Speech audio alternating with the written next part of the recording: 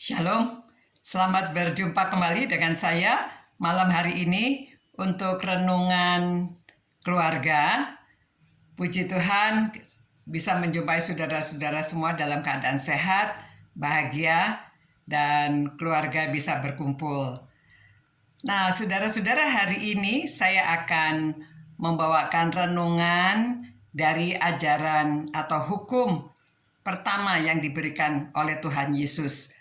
Inilah yang terutama kata Tuhan Yesus, kasihilah Tuhan Allahmu dengan segenap hatimu dan dengan segenap jiwamu dan dengan segenap akal budimu dan dengan segenap kekuatanmu. Itu dari Markus 12 ayat 30. Nah, saudara-saudara, kita bagaimana bisa mengasihi Tuhan dengan segenap hati? Hari ini kita membahas hati dulu ya. Seorang yang mengasihi itu kelihatan dari mana? Dari perbuatannya, bukan? Jadi, apa yang bisa kita lakukan untuk Tuhan? Tuhan tidak kelihatan. Yaitu semua perbuatan yang kita lakukan untuk orang lain.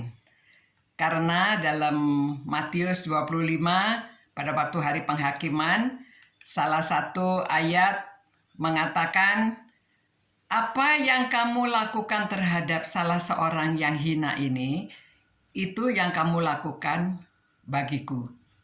Jadi apa yang kita lakukan pada orang lain yang hina. Memang kalau kita sudah beriman pada Tuhan, kita jadi anak-anak Tuhan, apa yang kita lakukan seperti untuk Tuhan. Di Kolose 3:23 juga mengatakan demikian. Jadi Bapak, Ibu, anak-anak, apa yang kalian lakukan di dalam Tuhan, itu tunjukkan seperti kalian mengasihi Tuhan. Kalau orang pacaran, janjian mau ketemu, lalu hujan sedikit saja sudah nggak jadi datang, mungkin cintanya diragukan ya. Begitu juga kita untuk Tuhan. Pada waktu kita mau melayani Tuhan, jangan banyak hitung-hitung kesulitannya, karena kita mengasihi Tuhan dengan segenap hati. Jadi dengan segenap hati kita upayakan, memang harus diupayakan dengan dalam segala keadaan, ya. Jadi contohnya orang yang mengupayakan, contohnya sangat mengharukan, saudara. Anak kecil 10 tahun, dia mengasihi ayahnya karena ditinggal oleh ibunya dalam keadaan sakit. Jadi si anak ini setiap pagi menyediakan makan pagi untuk ayahnya sebelum dia pergi ke sekolah. Dan dia membereskan rumah, baru dia pergi ke sekolah. Pulang sekolah, dia langsung memandikan ayahnya, menyediakan makanan malam.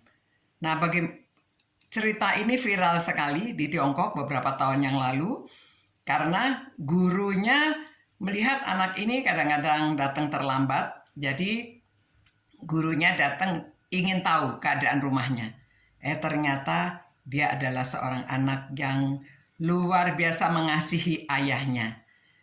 Nah, saudara-saudara, kalau mau mengasihi Tuhan dengan segenap hati, kita memang harus lakukan yang terbaik.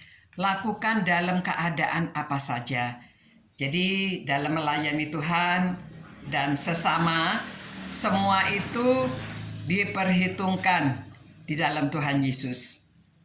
Kita yang menjadi anak-anak Tuhan, kita lakukan untuk Tuhan segala sesuatu dengan segenap hati.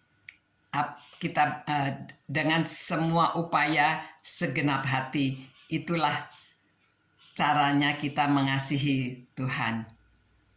Selamat malam. Kiranya Tuhan akan memberkati dan menjaga saudara-saudara. Mari kita berdoa. Tuhan Allah Bapa kami mengucap syukur ya Bapa, karena kami dapat merenungkan firman-Mu. Kiranya Roh Kudus selalu membimbing kami, mengarahkan kami, supaya kami dapat mengasihi Engkau dengan segenap hati kami. Kiranya Tuhan memberkati dan menjaga semua keluarga-keluarga yang merenungkan firman-Mu malam hari ini. Demi nama Tuhan Yesus kami berdoa. Amin. Selamat malam. Sampai berjumpa kembali besok. Kita membahas bagian yang kedua. To be continued. Ciao.